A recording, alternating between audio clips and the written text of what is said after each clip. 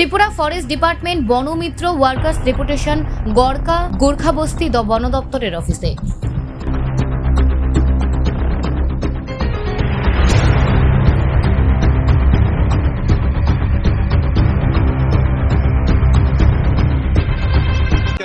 আমরা আমাদের বেতন বৃদ্ধির জন্য ডেপুটেশন দিতে এসেছি।